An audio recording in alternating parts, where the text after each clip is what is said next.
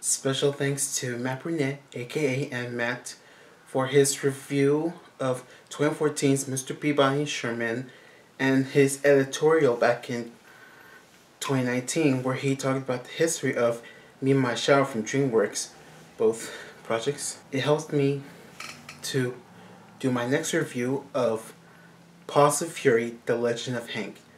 Now first off, its director, Ron Minkoff, which you probably know him as The Lion King, was also the director of Mr. Peabody Sherman.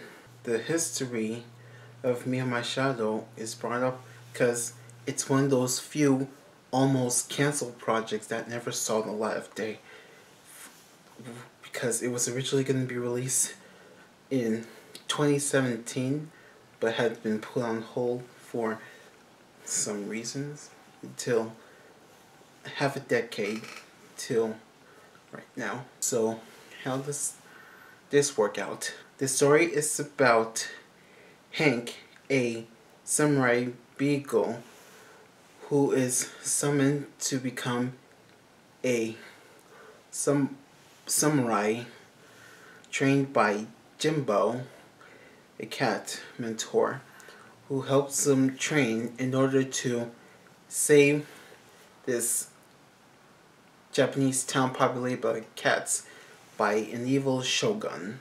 When looking at this, it's basically like two plots combined, like DreamWorks Kung Fu Panda and Kung Fu Panda 2. On one hand, the whole story is just basically like an aspiring outcast who works his way to become loved by everyone. And for Kung Fu Panda 2, its villain wants to rule the world of samurai. When it comes to the humor, while they're like fourth wall jokes like title sequences, end credits, training montages, and all that stuff, some kind of like Deadpool humor.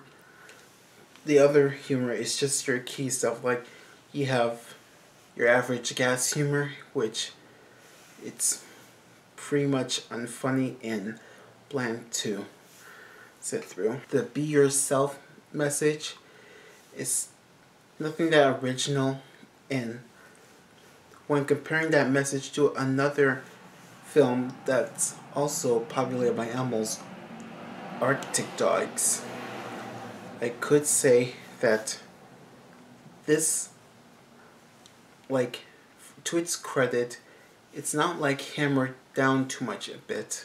Moving on to the animation, starting with the character designs, it's nothing that original, while it's mostly like a cartoony look with its big eyes and like geometric round body shapes, like when the cats, for example, with the exception of the Shogun. It's nothing interesting to look at. But the movements, it seemed decent at best, but it's not like quality CGI work. When it comes to like the animation concept, like this Japanese town filled with anthropomorphic animals, that too can also be compared with Kung Fu Panda, except this isn't original, because when you think about the Kung Fu Panda, there's all kinds of animals.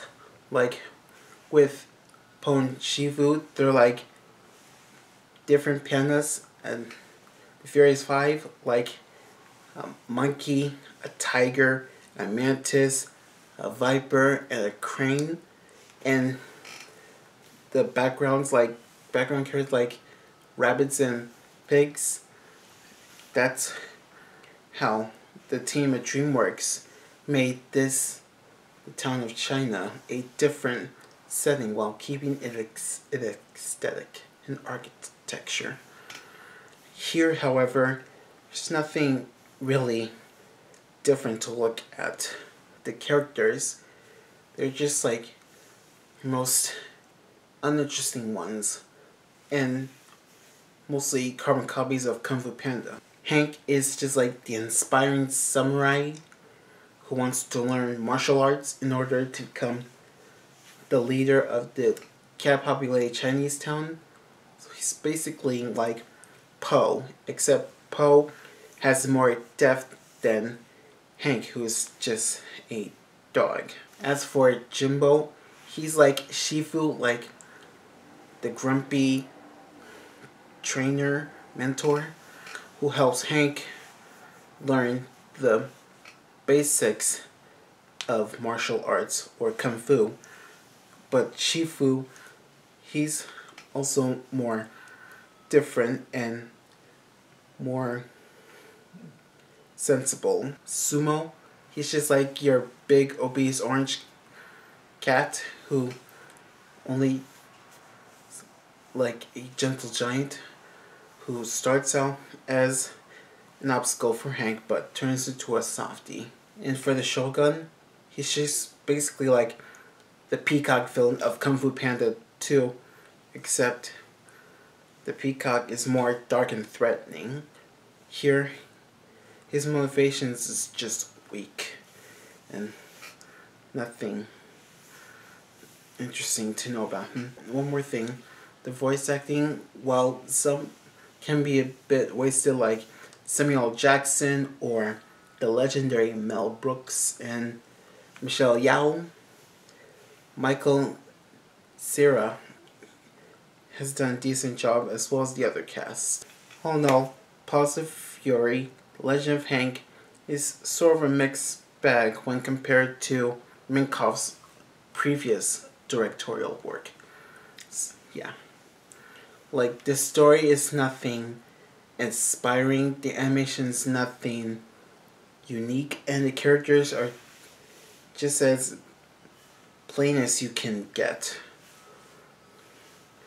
If you want to watch a good martial arts or kung fu film outside of the Kung Fu Panda trilogy, another recommendation I would give is watch Disney's Mulan on Disney Plus.